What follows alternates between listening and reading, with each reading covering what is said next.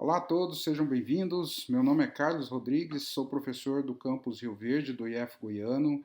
É, Desenvolvo trabalhos aqui em parceria com a Marambaia para a gente dirimir algumas dúvidas em relação ao manejo nutricional e fisiológico. Então, vamos abordar alguns temas relacionados ao manejo nutricional e fisiológico da cultura do feijoeiro. Primeiramente, antes da gente iniciar, gostaria de agradecer a Marambaia Sementes, em nome de José Olali e toda a sua equipe técnica e oportunidade dada, porque os alunos do Instituto Federal Goiano acabam desenvolvendo os trabalhos. Então, agradecer também ao Instituto Federal Goiano, que é a minha instituição, e ao meu grupo de trabalho, Life Soil. Bom, a primeira coisa quando a gente vai trabalhar com a cultura é conhecer a fisiologia dela. Isso é importantíssimo. Conhecer quanto que ela se desenvolve, a curva de absorção de nutrientes, os estádios fisiológicos e fenológicos da cultura, como é que diferencia a absorção de nutrientes em cada fase. Isso é importantíssimo. Né? E o feijoeiro é uma planta com metabolismo fisiológico tipo C3. Isso é importante, mais para frente a gente vai ver o porquê. Bom, os primeiros trabalhos que a gente tem desenvolvido são com enraizadores à base de extratos orgânicos. Uns trabalhos que a gente tem desenvolvido aqui têm demonstrado que um aumento da massa seca de raiz.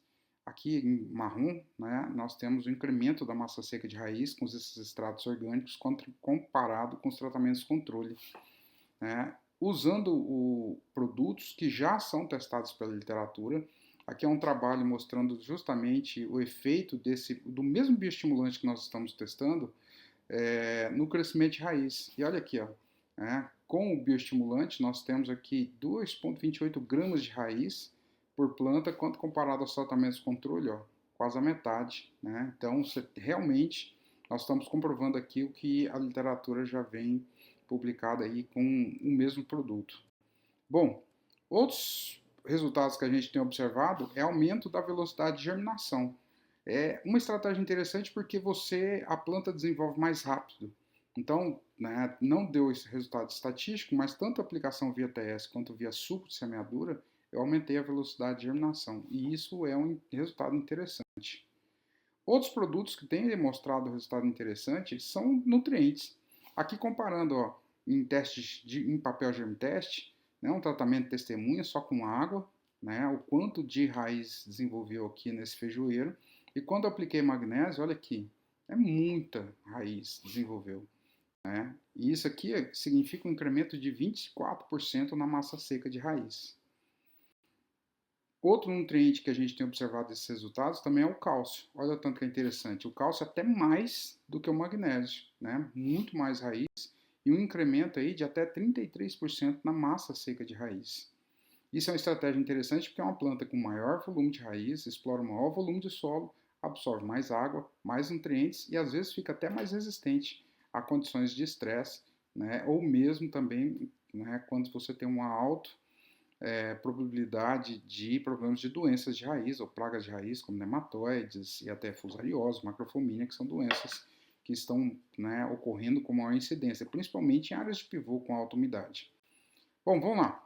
Vamos falar então agora um pouco de nutrição nitrogenada. Lembra que eu falei que o principal é importante a gente conhecer a cultura e a época de maior demanda desses nutrientes. Aqui um trabalho com 2 cultivares de feijão, BRS Stille e Polaco, mostrando justamente o seguinte: a maior taxa de aplicação de fertilizantes aqui, ó, de V4 a V7. E a maior demanda da cultura está lá em R7 e R8. Outra publicação aqui de Silva e colaboradores mostrando a mesma coisa com outros cultivares. Né? A maior taxa de aplicação ocorre ali de V5 a V7 e a maior taxa de uso do nutriente pela planta ali a partir do estágio R7, R5, R7, R8. Então, aí, sobre uma indagação feita pelo Ricardo, aí dá, né, os créditos ao Ricardo, ele propôs e a gente conduziu um trabalho muito interessante, colocando diferentes doses de adubo ali no estágio V7, né, colocando ali 30, 50, 70 e 90 kg por hectare de nitrogênio. E aí, nesses mesmos tratamentos, lá em R7, R8, nós aplicamos, né, doses complementares com 100, 80, 60 e 40 kg de nitrogênio por hectare.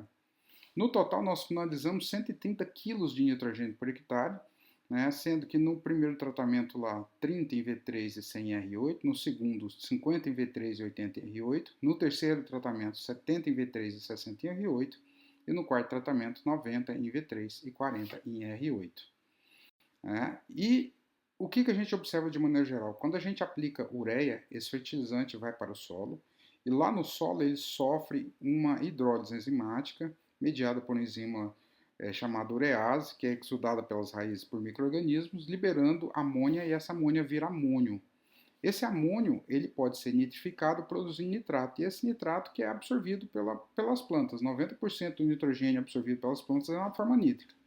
Esse amônio também pode ser perdido por volatilização. 90%, 60%, né, do nitrogênio aplicado via ureia pode ser perdido por volatilização. Então ele pode ter uma eficiência muito baixa quando a gente leva em consideração aí fatores climáticos, né, chuva, temperatura. Então são vários fatores que podem influenciar. Bom, vamos lá. Então, esse nitrato absorvido pela planta, ele é acumulado numa organela lá dentro da célula chamada vacúolo. E quando a planta precisa, esse nitrato sai do vacúolo e vai lá, né, para o citoplasma, para onde vai ser utilizado. Lá no citoplasma, esse nitrato ele vai se transformar em nitrito através de uma reação enzimática mediada por uma enzima chamada redutase do nitrato. Né? E esse excesso de nitrito próximo ao cloroplasto vai impedir com que a planta, né, consiga fazer com que o CO2 entre também para dentro do cloroplasto. Eles competem. Então, o excesso de nitrito impede a entrada de CO2. Então, quando eu aplico muito nitrogênio, eu vou ter excesso desse nitrato. Então, esse nitrito entra, impedindo o CO2, e aumenta a concentração de CO2 no meio externo. E foi isso que a gente observou. Né? Nos tratamentos com as maiores doses de nitrogênio, eu tenho um excesso de CO2 aqui. Enquanto na dose com menor, né, dose de nitrogênio tem baixo CO2. E, consequentemente, o que eu observei? A maior atividade fotossintética, ou a maior fotossíntese líquida, foi observada justamente na plantas com menor dose de nitrogênio. Ou seja, eu tive um incremento de até 30% na fotossíntese líquida com a menor dose de nitrogênio em V7. E, consequentemente, é isso aqui. O número de vagens maiores foram observados aonde? Nas plantas, né, com as menores doses de nitrogênio, 30 e 50. E uma coisa interessante é esse índice aqui, NPQ, que a gente chama de cation fotoquímico, que é uma medida de estresse. Né? Você vê que as plantas, principalmente aqui 70 kg, teve um alto índice NPQ, ou seja, indicando que essa planta estava sob uma condição de estresse. Né?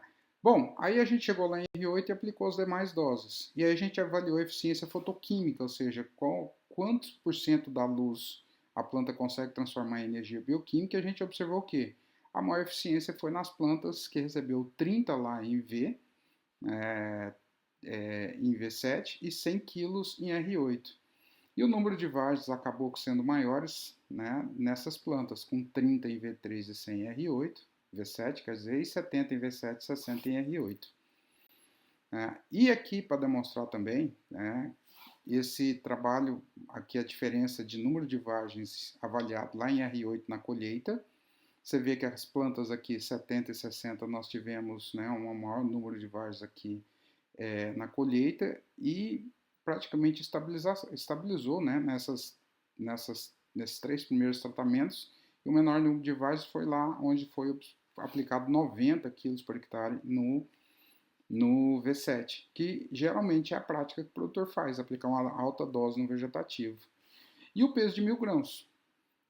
Aqui os maiores pesos de 1000 grãos obtidos aqui em 50/80, ou seja, V7R8, e também nas plantas 90 e 40. Alto peso de 1000 grãos aqui porque produziu pouca vagem.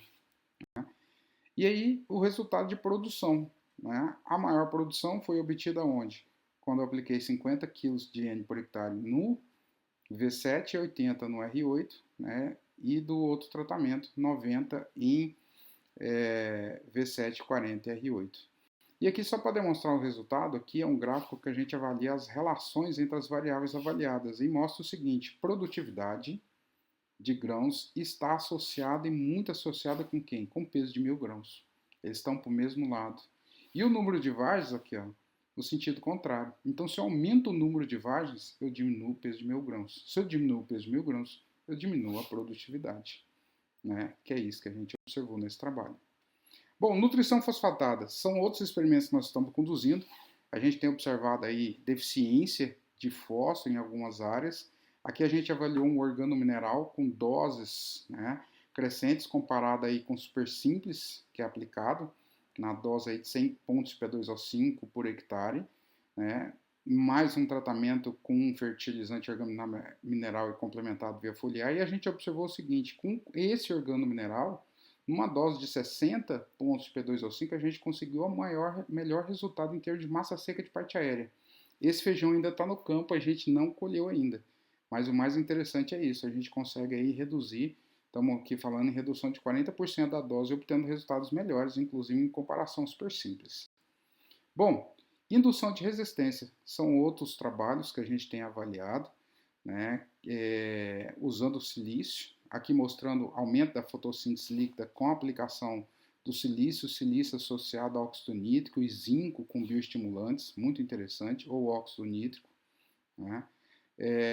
A eficiência fotoquímica máxima da planta também, com a aplicação de silício mais óxido nítrico, isso é muito interessante. Aqui mostrando o visual das plantas, né, a testemunha, aqui com zinco e bioestimulante, aqui silício mais óxido nítrico, e mostrando aí o número de vagens grandes, né?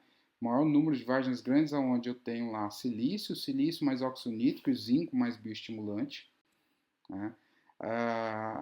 Aqui mostrando que o silício na cultura do feijão ele tem melhorado a eficiência do uso do nitrogênio. Isso já associa ao resultado da pesquisa do nitrogênio, ou seja, se eu aplicar silício eu melhoro a eficiência de uso daquele nitrogênio que eu apliquei, muito porque o silício aumenta em muita atividade daquela enzima redutase do nitrato. Lembra que eu falei dela? Né? Outro trabalho interessante é o uso de cobre e fito-hormônio, aqui no caso citocinina. É muito comum a gente utilizar, por exemplo, um propiconazol para travar o crescimento do feijoeiro, né? Então é isso que a gente faz. Aqui uma planta testemunha, você vê que ela cresceu bem enquanto aplicou o propiconazol aqui. Travou um pouco a planta e ela até abriu. E aí a gente comparou com a aplicação de citocinina. Olha, você vê, a citocinina fez com que a planta abrisse também. Quando eu associo o cobre com citocinina, a planta fica mais travada e abre mais ainda, né?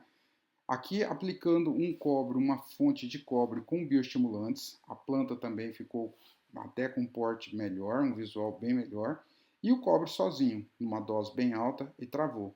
O número de hastes não mudou, 3 hastes por planta. E aqui mostrando, né, o diâmetro de caule, né, aquele caule mais grosso, mais resistente, onde eu apliquei citocinina ou cobre com bioestimulante. Esse é o efeito do cobre. Então é citocinina, cobre com bioestimulante e o cobre. E a testemunha. Né? Número de vagens grandes maior onde eu tenho citocinina e também, principalmente, eu tenho cobre. Independente se eu cobre sozinho, cobre com bioestimulante ou cobre com citocinina. O propiconazol também tem esse efeito. No entanto, a fotossíntese líquida maior foi onde? Onde eu tenho cobre com citocinina. Possivelmente eu vou ter um melhor enchimento de vagem aqui. Esse experimento está no campo ainda, vamos colher resultados. Muito interessante. E isso aqui só para fechar, gente. Já estou com 13 minutos. Só para mostrar uma preocupação muito grande. Isso aqui é a correlação entre fotossíntese líquida e número de vagens. Eu tenho uma correlação muito grande maior da fotossíntese líquida com número de vagens pequenas, né? Não com número de vagens grandes, ou seja, a planta está gastando muita energia para, né, para vagens pequenas que às vezes nem vão virar produção. Ou seja, essas vagens pequenas elas vão virar dreno. Isso aí a gente vai colher mais para frente e vocês cobram depois aí, pessoal da Marambaia, esses resultados. Né? Então, gostaria de agradecer de maneira geral a Marambaia novamente, ao meu grupo Life Soil. E as dúvidas eu solicito que vocês encaminhem para a equipe técnica da Marambaia, ou se quiserem me encaminhar também por e-mail ou pelo meu WhatsApp, está aqui um QR Code para vocês entrarem em contato. Agradeço a todos mais uma vez, né? Tenham um bom dia de campo, um bom tour, né? Aproveitem a oportunidade, até um próximo encontro.